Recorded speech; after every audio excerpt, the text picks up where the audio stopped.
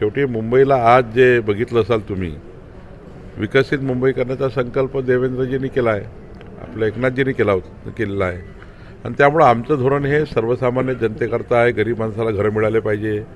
त्या ठिकाणी आता आम्ही जो निर्णय घेतला गृहनिर्माण संस्थाबद्दल, स्वयं पुनर्विकासाच्या योजनांबद्दल निर्णय घेतला.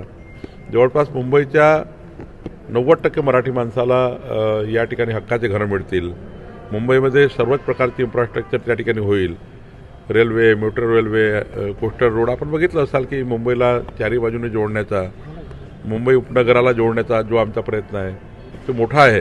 त्यामुळं आमचं धोरण हे समाजाच्या शेवटच्या व्यक्तीच्या कल्याणाकरता आहे.